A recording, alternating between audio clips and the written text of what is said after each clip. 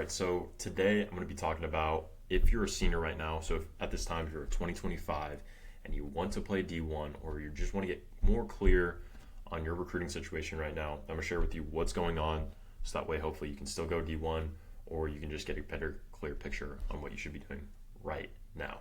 And if you don't know who I am, I'm Trent Lohr. I'm a former college quarterback. And so let's dive into it. So first off, I just want to talk about where we're at in the recruiting timeline because we're now entering that as of recording this. I believe it's August 6th.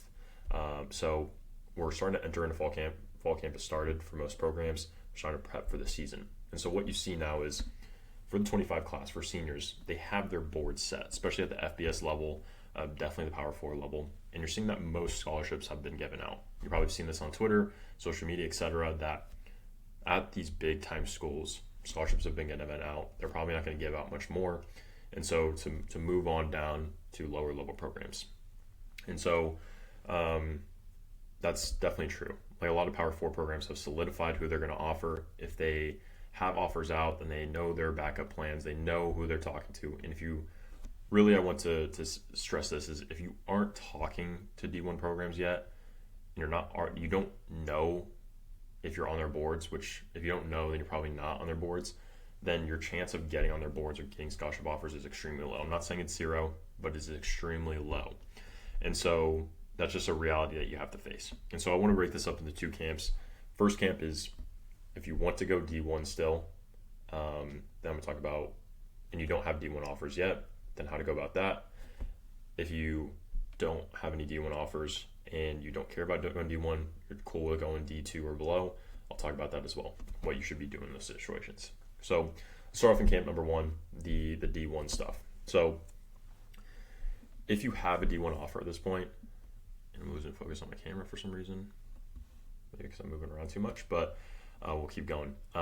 So if you're trying to go D1 and you don't have any D1 offers, the biggest issue you're facing is that no programs have committed to you that, hey, we're sending you an offer. Whether it's a non-committable offer or not, the fact that it doesn't show on social media is a red flag at this point because you're going to get D1 offers if your junior film is good enough.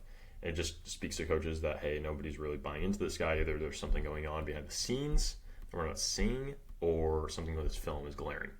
And so they're not going to offer you based on that. And it's extremely tough.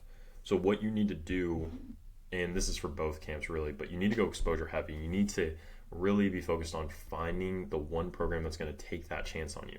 And I was just talking to a family yesterday about this. Is like he had a son who's very talented, just didn't get a lot of film his junior year. He's also undersized, but runs a 4.47 40. And there he's just like, we're just not able to find the program that's the right fit for him or that is willing to take a chance on him because of his size. And I stressed what he even said that his head coach was saying was like, he just has to find, like, there's guys out there that will love him. He just has to find that program that is willing to take him on.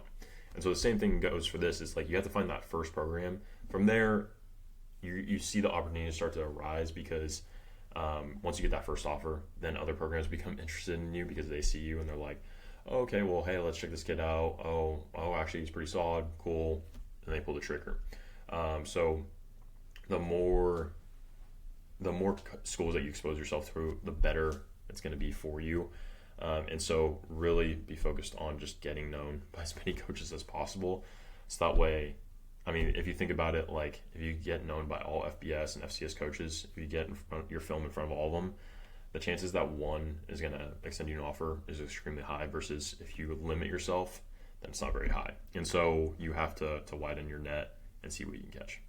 Now, for the guys that aren't looking to only go D1, if you're open to other spots, if you feel like you're a D1 guy, continue reaching out to D1 schools. Give yourself a chance, but also on top of that, like D2, D3 NA schools, reach out to them, build those relationships. But just remember that if you don't have offers right now, it's not a big deal. Like most of the offers from those schools are going to come after their season finishes up, after your senior year, or more deeper in the playoffs. And so, again, go exposure heavy, get known by as many coaches as possible, because then once that time hits, you're going to have a bunch of offers. And it just makes it really easy once you already have those relationships built versus getting into them later. And then you're far behind, you got to catch up and do all this stuff, and it's much easier when you're ahead. And so that is pretty much the game plan for those two camps.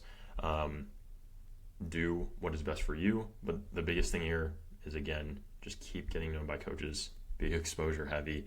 Obviously play well this season because that's going to be the most important piece, but you're not going to get recruited in a vacuum, so be sure to market yourself to college coaches. So hopefully this helped give you some insight into things. Again, the chance of going D1 is not gone. It will never be gone until signing day and we're all wrapped up, but you have to be understanding of where we're at right now with signing day pushed up a little bit earlier to where it's in early December.